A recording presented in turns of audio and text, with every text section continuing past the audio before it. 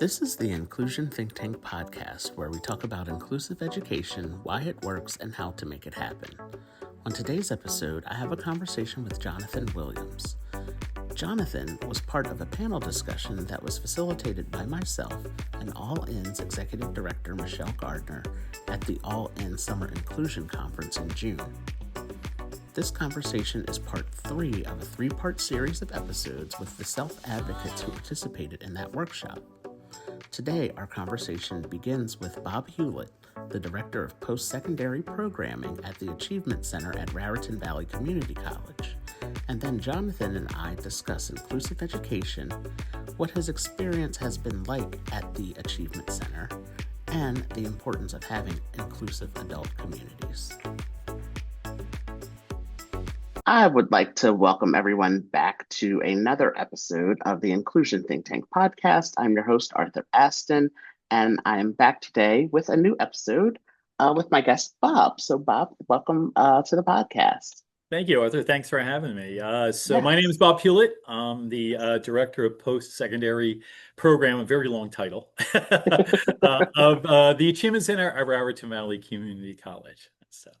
Yes. And we had the privilege of working together recently, preparing for our summer inclusion conference that was hosted by All In for Inclusive Education, where some of your students were part of a panel discussion that I helped moderate with our Executive Director, Michele Gardner. So it's great to be in touch with you again, and thanks for joining me for this episode.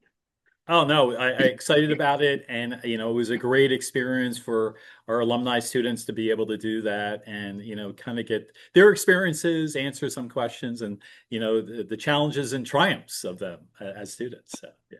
Yes. So as you mentioned, you are the Director of Post-Secondary Programming at the Achievement Center at Raritan Valley Community College, also known as the TAC. Yeah. And can you share with us the history of the Achievement Center, how it came to be and what services you offer to those who are enrolled there?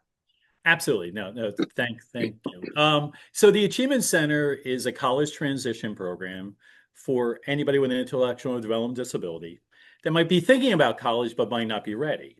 So our program started 9 years ago, this past January. Next year in 2026, we'll be celebrating our 10th anniversary. So we're very excited about that. And programs like these are relatively new. I think even the oldest one in New Jersey is maybe 14 or 15 years old. And I took over the program about a year in. And it was a conversation between our executive director at the Arc of Somerset County that operates the Achievement Center and the college president, Dr. Michael McDonough, about creating a program here. And Chris Corvino, who's our current executive director of the Arc of Somerset County, was our curriculum coordinator that started the program. And we started it with 2 students in 2 classes. Not sure how it would work. I took over about a year in, turned it more into an academic program with life skill classes for sure. And fast forward now, starting this fall semester, we went from 2 students in 2 classes to now we'll have 180 students in our program. Wow. We have 65 students who currently take Raritan Valley Community College classes. We've had 8 graduates of Raritan Valley Community College. In fact, 2 just this past year. In fact, we have about 5 or 6 students going to 4-year schools and universities and stuff. So it's a college transition program that works on all different skill levels for students. It's 3 years based. It doesn't mean that students have to go 3 years. Most do, or take longer to that. But we really work on all the building blocks for academics for all of our students, whether it's communication skills. We have about 9 different communication classes, which also include starting conversations, teamwork classes. We have several self-advocacy classes, mathematics classes, note-taking classes. We teach our students how to note-take. We have time management and planning classes, English classes, computer classes, all of these building blocks that any student if they want to go to college. And right now we're about 98% of our students coming from our program to doing that. But everything you would need to be successful as a college student, but not only just in college, in all parts of your life, whether it's your personal life, a work environment, all those different things. So we offer all these different classes. We run fall, spring, and summer all year round. When the college starts here on September 3rd in the fall, we start. We have summer classes going on currently. We even have in the summer classes for high school students who are thinking about our program or at least building up their skill levels to be able to come to whether it's our college transition program or one of the other ones that are offered in the state or other places. That's amazing to hear about the growth over since where you started and where you're at now with all the students that are participating. That's amazing. It's so cool to hear. Yeah, no, it's great. And I have a very great, fantastic creative staff. It's really the students who have kind of driven it. And really, I always use the example of this is my students are great on phones. They could make films and everything. But what we found for a lot of our students that they didn't know even the basics about computers or Excel and PowerPoint. So we created classes on that. Same thing for self-advocacy classes, note-taking, all those different things. And I can honestly say, and a lot of my staff will say the same thing, is when I went to college, I wish I had some of these classes. I wish I had a time management class. I wish I had a note-taking class. And I think the best example is besides the 65 students is in the spring semester, we have 5 students make the dean's list at Raritan Valley Community College. Although we're an academic base, we have life skills and we have career classes that talk about those things. But we also talk about that college is also about making friends and building relationships and Mhm. all that stuff and having fun. And that learning's fun. And that's what we really emphasize with our students, because I can honestly say some of our students have went to really good progressive high schools and matriculated in high school classes.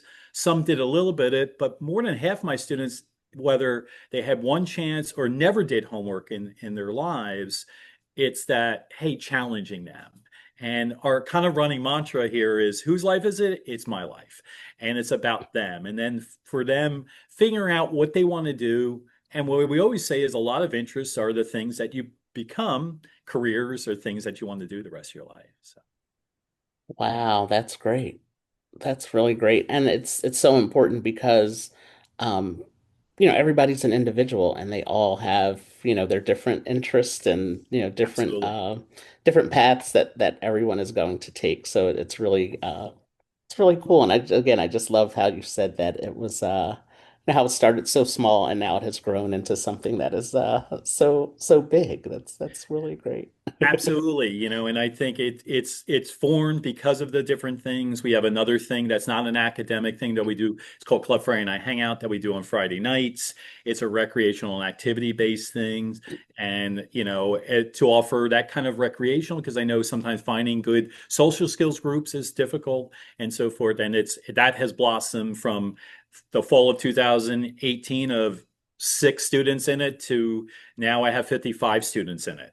And we do it in the summer on Wednesday nights. We're having it tonight and stuff. So I think it's all of those different parts of it, and we want that learning can be fun and it can be interesting, and it's about them and learning all different kind of skill levels that they can use as part of life. And when I do lots of presentations, students say they want to be independent, but there's a lot you need to learn about yourself to be able to do that. And we teach our students also that obstacles and barriers are going to happen and how to overcome those challenges.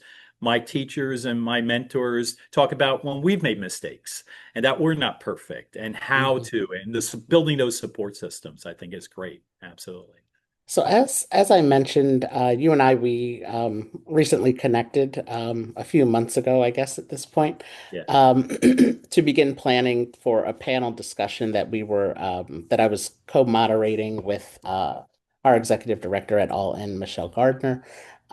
So three of the panelists on that for that discussion were Rebecca, Sanjit, and Jonathan, and I'm recording this with you to give just a little bit of a background about the TAC as an introduction to those podcast episodes. Can you share with us a little bit about Johnny? Sure. So Johnny Williams, another obviously Same trend, class of 2024 graduate, alumni committee member. He also makes the monthly agendas for the committee and so forth. Similar to Becky, he is a 2024 Achievement Scholarship winner. Johnny is dual, takes both Achievement Center and Raritan Valley Community College classes. Johnny regularly takes between both semesters, usually between 3 to 4 classes. So he's juggling all that. He's also pursuing an associate's degree in liberal arts. He participates in many different RVCC clubs. And, the growth of Johnny from somebody who I met during the pandemic remotely, and I couldn't meet him live. And, but what stood out even then with Johnny was just he came with questions and had things even remotely. And his mom's a teacher. And, so there was a lot of some prep with him, but confidence is the greatest thing. And Johnny wants it all. Johnny didn't just want, hey, to learn things. He wanted to experience different clubs. I mean, Johnny tried many different clubs before finding what his niche was. Johnny wants to make friends. Johnny wants this. Johnny doesn't want to just graduate Raritan Valley Community College. He wants to go to a four-year school. He wants it all. And I think that's the thing about Johnny is there's no in Johnny. It's like how? How do I get that? How do I get that supports and so forth? Advocating about our program, advocating about to other students about different clubs and so forth. And he just brings a tremendous energy. And I think with all three of them, I would say confidence is the things that they've got to. And there's nothing for all three of them, for Johnny, for Sanjit or Becky, that they can't hit. Bob, thank you for joining me for this conversation as this intro to our conversation with Johnny. And thanks for taking the time for just discussing everything that you do there with the TAC and the great work that you're doing. I really appreciate your time today. I would like to welcome everyone back to a new episode of the Inclusion Think Tank podcast brought to you by All In for Inclusive Education. I'm your host, Arthur Aston, and I'm back with a new episode today. And today, my guest is Johnny. So, Johnny, thank you for Yeah. joining me for this episode. I start off all of my podcasts the same way. So, I ask all of my guests to introduce themselves. Um, but I first want to start by saying, Johnny, you and I, we met a few months ago as we were preparing for our panel discussion that took place during our summer inclusion conference back in June. You were one of three panelists.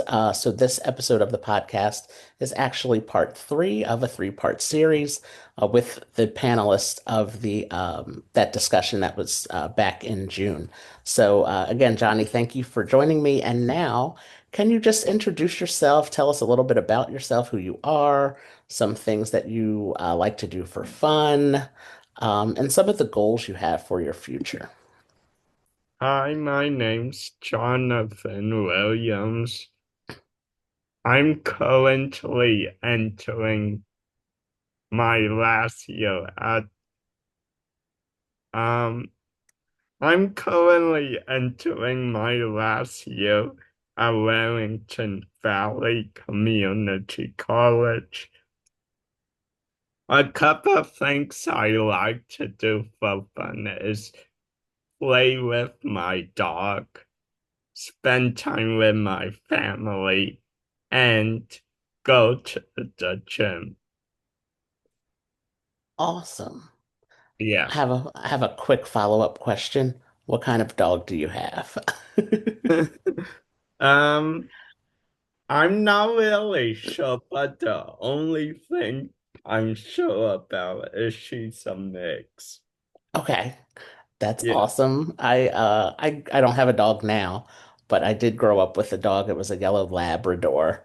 So Okay. Yeah. I love dogs like my whole life. I've been to the dog show a few times in New York City. So Yeah. it's always fun to hear that people have dogs. I always like to ask what kind of Yeah. dog you have. It's good.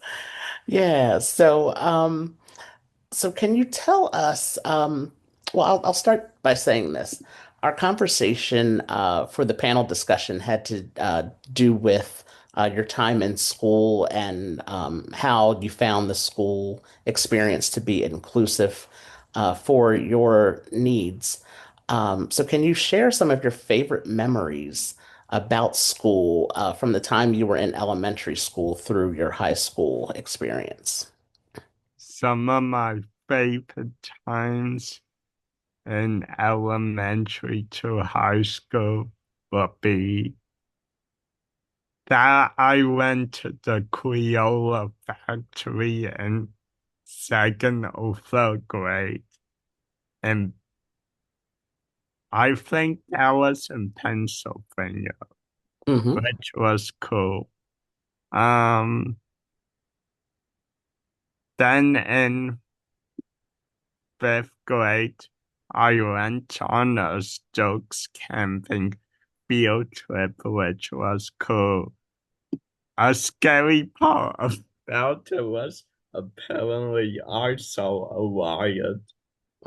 Well, I didn't see a lion bear there, but I just heard as I was sleeping there was a lion bear. But luckily, none of me or my cabin mates got injured. Great. So it sounds like you had some really fun times and you took a lot of cool trips. I Yeah, I don't know about that experience of hearing the bear outside. I would yeah, yeah, that was scary. yeah, I would have been ready to go home myself Yeah. after that, but To be fair, I was sleeping though. that was Yeah, yeah, I'm glad they told you after the fact of yeah, after it happened. yeah. They Yeah, just, someone just told me, hey, a riot bear came close to your cabin overnight. oh wow. Yeah, Yeah, that I'm like I said, I'm glad that they told you after the fact. yeah. So, what about your school while you were in school? Did you have a favorite teacher or a favorite subject in school? Um, my favorite teacher was probably my fifth grade teachers, Miss Shepherd and Miss Santana, because they were both very cool teachers. Oh, they were And very cool teachers, yeah. yeah, and basically, I remember, even though it was sad, but one day our whole class had a memorial service for like, I forgot what had Miss Shepherd had, but it was like iguana or something who died. Hmm. And like the reason I say it was like sad but also cool is because at least we didn't have to do schoolwork, which Hmm. was fine by me. Yeah, so what about those two teachers made them cool? Were they Um, and was there anything that they did that was that so made them the first cool of teachers? all, like they were like really nice. Second of all, it was like one teacher was basically the main teacher, and Hmm. the other teacher like helped out helped out whoever needed help because Miss Shepherd was usually the main vocal teacher, and then Miss Santana, she was also a teacher, but she used to help me and a couple of the students out a lot. Oh, that's great. So you had, like you said, there was the main teacher, and Yeah, then the other teacher, she yeah, kind of helped everybody out, yeah, whenever they needed the assistance. So basically. that's cool. So was that was in your fifth grade class? So that's Yeah, fifth awesome. grade. Yeah, fifth grade. I could remember my fifth grade class as well. That was a fun time. Yeah, yeah. I believe this was in both of fifth grade, probably fifth grade.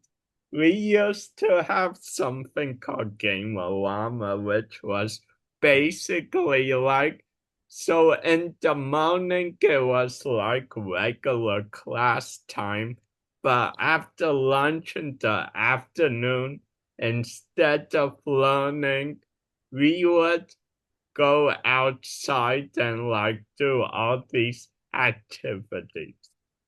So, for example, there was like a water sponge balloon activity where Oh, we soaked each other wet and stuff.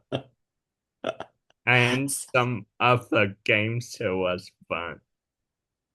so you really like the time of school where you didn't do the schoolwork, where you did the games and had a lot of fun. Yeah, mostly. And that's easier to remember. Yes, I think a Yeah, lot of people will agree with you. They will remember those fun times yeah, in yeah, school versus remembering the times where you took all the tests and all of those yeah, things or had to read yeah. all the books. My fifth grade teachers were also cool because um I'm not sure if it was every day, but Miss Antenna's favorite boy band, I guess you could say, was New Kids on the Block. So we would listen to Step by Step almost all the time. That's fantastic. Yeah. Yeah. Your teacher is probably around the same age as I am, and Oh, so okay. so Yeah. I can definitely relate to the New Kids on the Block and Step by Yeah. Step. So that's awesome. Yeah. So you said it might not have been every day, but you listened to it a lot. Yeah. Like she would used to play it a lot in the Oh, class. that's great. Oh my goodness. Yeah. That's so fun that took me Yeah. back to my time growing up. Probably Yeah. that song might have come out when I was in fifth grade. Oh, Yeah, so that's cool. Oh wow, yeah. I'm glad you shared that all about Yeah. your teachers because teachers, educators who we meet along our way, no matter Yeah. what age we are, they have such lasting impacts. Yeah. And They do. yeah, and the power of music, the fact that you remember that and the song and the band, that was Yeah. but Yeah. that's great. I'm glad that you brought up those two teachers and Yeah. how you remember them from Yeah. fifth grade and how they were very helpful to you, and even the story of you Yeah. bringing up that you had the memorial service for the Yeah. teacher's her Yeah. pet that had died. So that's really really good memories to have. Yeah. Is there anything about your school experience that you wish was different? It doesn't mean that it has to be, something bad or negative, but is there something that you just wish that was done differently at school? Um, One thing I wish that was different is like more, maybe more time on assignments that you were struggling with. Yeah, so you feel like you didn't have enough time sometimes to do the assignments. Yeah. Yeah, that can always be helpful for sure to Yeah. be able to have more time for the assignments. What has your experience been like at the Achievement Center? You can share some of the things that you've learned or some skills that So were my developed. so my experience at the Achievement Center, I would say first off, I met awesome, cool people.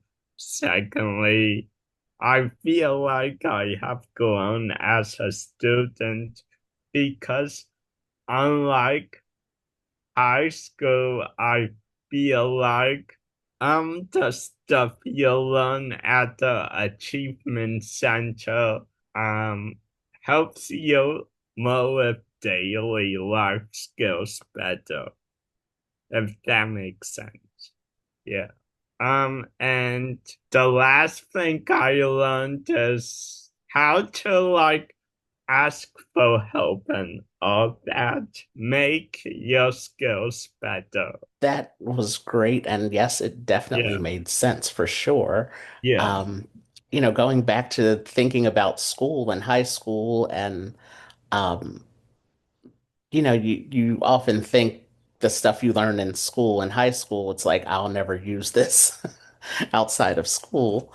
Um, but it sounds like the Achievement Center has really been a good place for you. And also in my conversations with Becky and Sanjit, it's been a place where all of you have been able to, as you said, meet really cool people and make new friends, and also develop some daily life skills that you will be able to apply in your life every day outside of the college setting. So Yeah. it's great that you have had such a cool and fun experience there, and meeting all the people.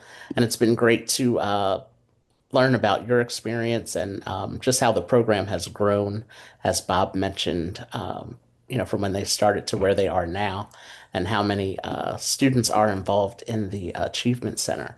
So thank you for sharing your experience with your time there. My last question for you is, what message would you like everyone who is listening to the podcast to know about the importance of inclusion for students with disabilities? I would say just to make sure you're doing what you're supposed to be doing with your assignments and not and try as hard as you can to focus on your schoolwork.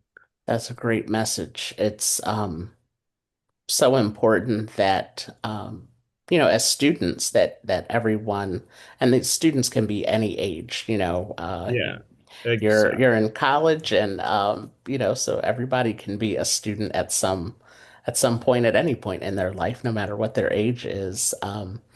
And to focus on your assignments is really, really good advice, because sometimes things can get away from you, and you can lose track and lose focus on those things. Yeah. So thank you for that message, Johnny. And it's been great talking with you today, and also Yeah.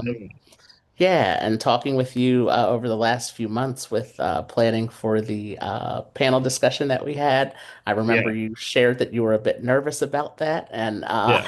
I told you I was nervous about it too. Yeah. So, but yes, this is a great conversation, and just sharing your story in general. I really appreciate the time that you took to have this conversation with me today. So, Yeah. thank you, and I will be in touch with you soon. Okay. Sounds good. We thank you for listening to this episode of the Inclusion Think Tank podcast. This podcast is brought to you by All In for Inclusive Education. Be sure to subscribe on Apple Podcasts, Spotify, or YouTube. Stay tuned for new episodes of the podcast premiering every 2 weeks. We're all in. Are you?